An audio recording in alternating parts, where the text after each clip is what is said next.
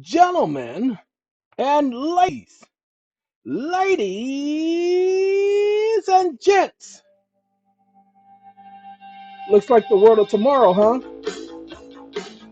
Like I said, we gonna change up some things just for today.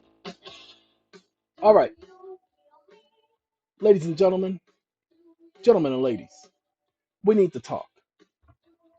There are two things. I just did a video. It went up today, and I've never seen this gentleman, Tom Hartman and his Tom Hartman program. I've listened to Tom Hartman. I like Tom Hartman. Tom Hartman is on the money. Ladies and gentlemen, a man knows what he's talking about, and he always backs up what he says. Tom Hartman program. Ladies and gentlemen, I've listened to the Tom Hartman program because it came on late night, early morning, and I would catch Tom Hartman, and I'm sorry, some of the interviews this man plays, priceless. Tom Hartman has been around for a while. He runs his own radio program. If you guys ever get a chance, take a listen to Tom Hartman. Go to his website. You'll learn a lot. Am I advocating Tom Hartman? You better believe it. No, I don't. I could care less about his political views. Tom, sorry about that. Care less about his political views.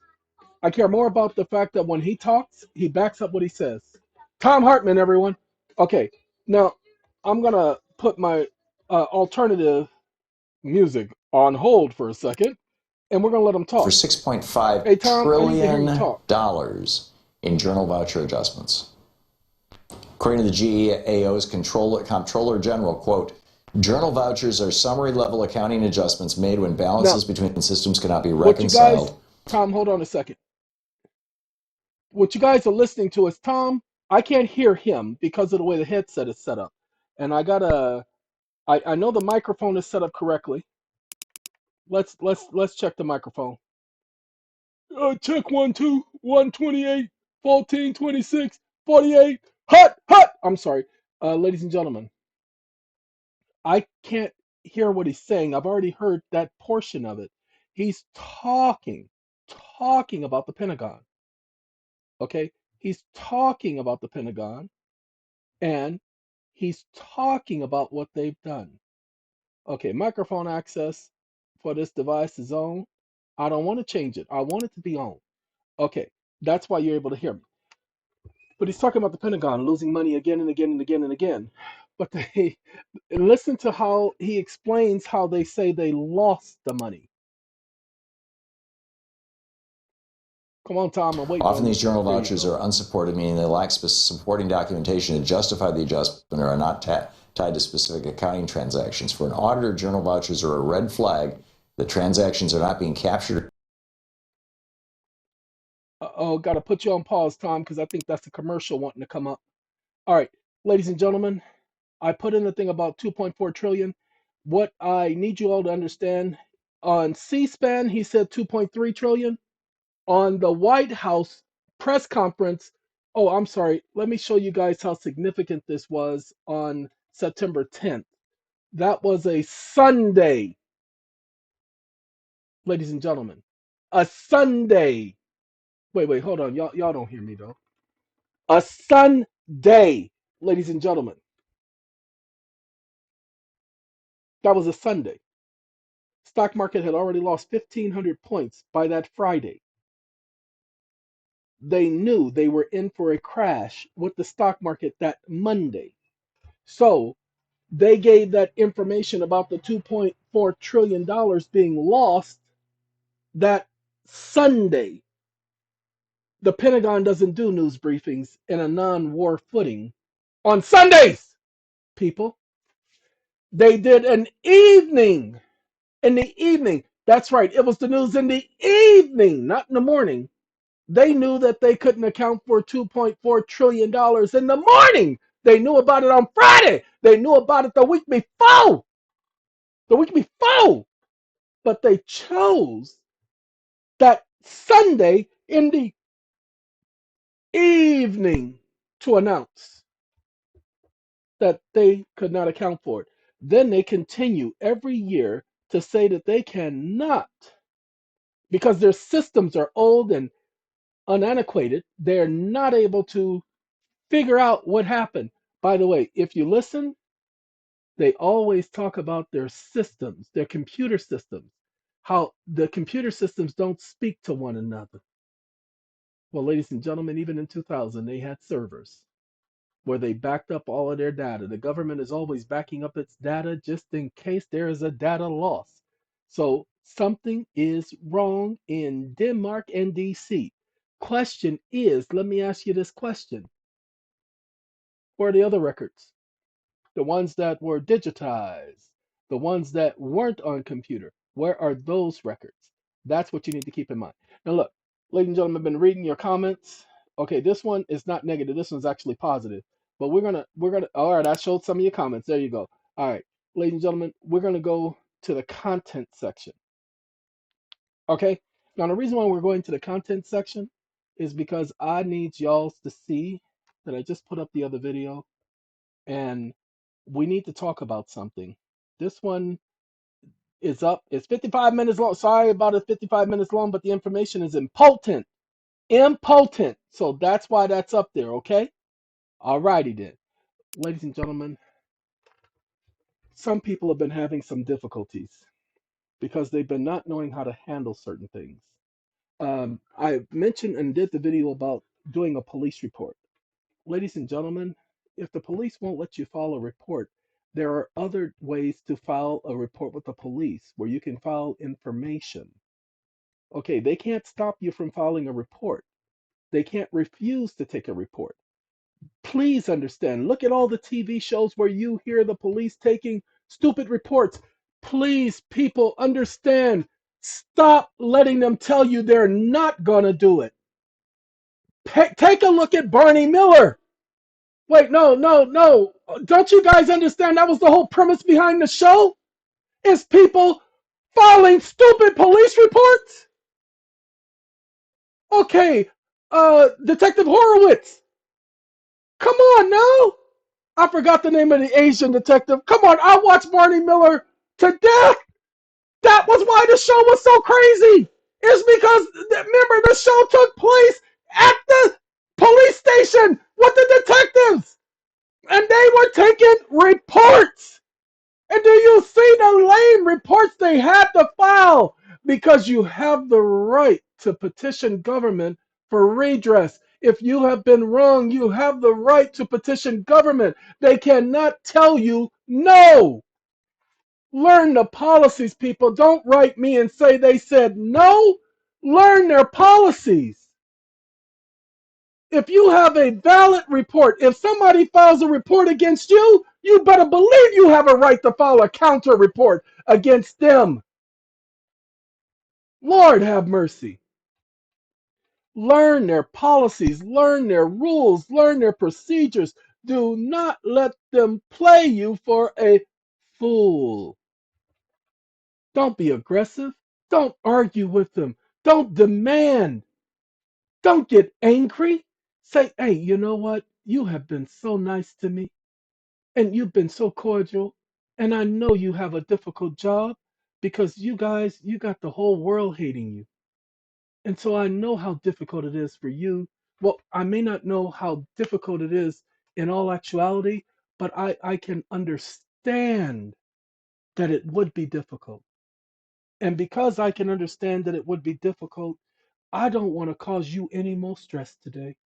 So I tell you what, I need to speak with your supervisor because I don't want you to be any more stressed out about it. And just let your supervisor know that if they are as stressed as you are, that I'm going to go speak to their supervisor. And that's okay because I got time to speak to supervisors because I will have my report filed one way or another. But we're going to document my being here attempting to file this report because your cameras are on. And you're going to have to document this in your log that I came in to file this report. And while you're documenting this, now I want you, no, no, just follow me because I'm not going to take up any more of your time because I don't want to do that. While you're documenting the way you want to document it, then what I'm going to do, because this is my right, I'm going to document the truthfulness of this conversation. And then I'm going to go to the county manager's office because you're a county police department. And if you're a city police department, I'm going to go to the city manager's office. And if you don't understand me, I'm going to go file my report with them about your denying me the right to file a redress complaint. That's what a police report is, a redress complaint. You didn't know? Well, here's a copy of the First Amendment. You see where it says the right of the people to petition government for redress of grievance? Well, you're that department. That's why you have the report system to begin with. It's because of the First Amendment. This is where we go to file our petitions, and then you take it to the DA's office, and they determine if they want to pursue the accusation. You don't make the determination. That's not your job. Your job is just to be a record keeper. So, if you can show me your policy, I will go review the policy and see if you violated my rights or anything. And if you have violated my rights by telling me you're not going to file this report, I'm going to have to file a complaint against you. That's right. I'm going to have to file a complaint. As a matter of fact, uh, let me do that now. Since you said you're not going to file this report, give me a complaint form. No, no, no, no, no. Because see, what I'm going to do, I've already did an affidavit, so I'm going to attach this to my complaint. So whether you file a report or not, this record will be filed one way or another. Whether my complaint gets any traction or not is not my concern. Getting this on a record is my concern. So what I want to do is I want to file a complaint against you for being so stressed out that you did not want to file my complaint. So if you give me that complaint form. Oh no, no, I know you have a complaint form. You can't tell me I don't have a right to that one because your policy says I do have a right to that one. And if you deny me my right to file a complaint against you, I'm gonna file it anyway because I'm gonna contact the right agency. Oh, you want to threaten me now because I said I'm gonna file a complaint? Whoo, doggy. It's a good thing my phone is in my pocket and recording this conversation. I got one of those stealth spy recorders where you can't even see it recording, but it's recording, and I made sure it was recording when I came in here, but I ain't gonna tell you I'm recording you. No, because if you do play games with me and threaten me, I got a recording of our entire conversation. Interesting. I'm so glad I got one of those systems that uploads it to the internet. Whew, man, because I know how you people are. You'll erase everything in my phone telling me that it was some computer glitch. But that's okay. I got you, bruh. I got you. Do you guys understand? My hope is that you understand. My hope is that some of you are paying attention. I look, too many of you are arguing. Too many of you are getting upset. Too many of you are expressing your frustration. Stop it! God, you're making yourself look stupid. Well, you do the same thing in your videos. No, this is my videos. I'm allowed to look stupid in my videos. But you are trying to get someone to do something and to listen to you. And because you're trying to do that and getting upset and getting angry and getting mad and letting them get you upset and let them get you angry, use their system against them. They don't want you to file a police report. Well, let the officer know I appreciate you interfering with my First Amendment right to petition my government for redress of grievance. Thank you. Oh, can I get a complaint form? What do you mean? What do I need a complaint form for? That's none of your mother. I'm sorry. That's my right. I'm asking you for a complaint form. When I fill it out, then your supervisor will be able to tell you what it's about. Okay? Oh, you got an. Oh man, you are so special. You got an attitude. Could you go and tell your supervisor that I need to speak with him, please? Is the watch commander here? Excuse me. Is the watch commander here? Hey, is the watch commander here? Lower my voice. Is the watch commander here? Because I tried talking to you and you didn't understand me. I asked you 3 times for the watch commander and you didn't understand me. You pretended not to listen to me. So because you couldn't hear me, I had to raise my voice. But if you want me to lower it now, I just need to speak to the watch commander. Thank you very much. I'm sorry. See, when an individual shows me prejudice, then I have to make sure that they understand that I don't appreciate it. Oh, no, no, no. We won't have any more of that. I just needed to get someone's attention because He was going to make it appear that I was the one in the wrong.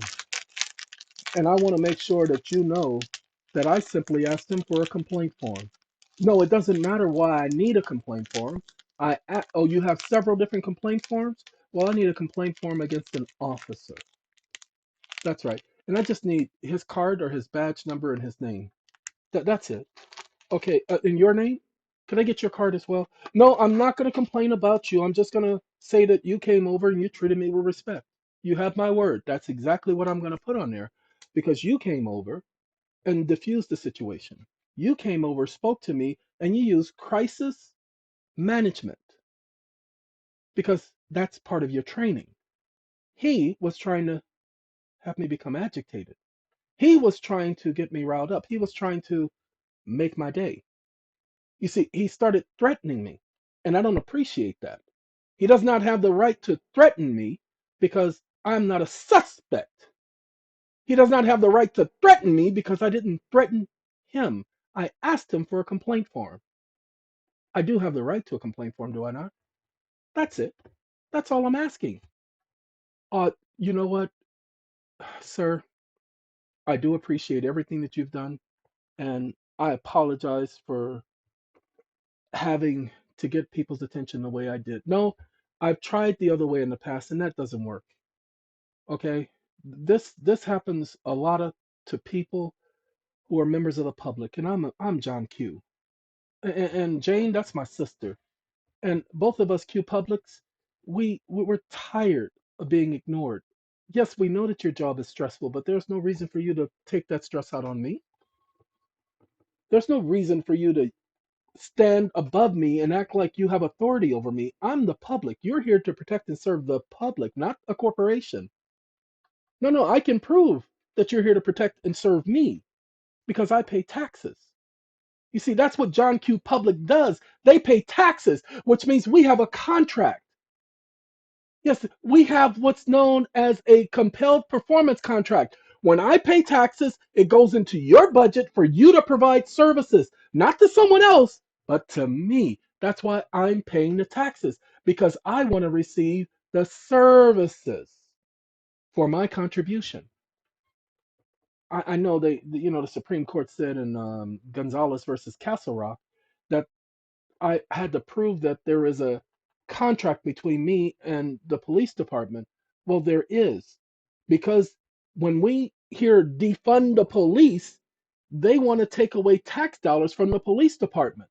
Well, guess what? In Castle Rock, they said the police department owed no obligation to Miss Gonzalez, who lost her three children because the police failed to do their job. Well, if she had only told them that I pay taxes, the police have an obligation to protect me. Or the guy that was on the subway train and the individual mass murderer that the police were looking for in New York, who stabbed them several times, and the police hid inside the cabin of the subway car, and no matter how much pounding the people did, they didn't come out, and they had an opportunity to arrest the guy because they were there looking for him and they had his identification, and they chose to run and hide. Yeah, and the Supreme Court said that they didn't owe the public an obligation because there was no proof there was a contract.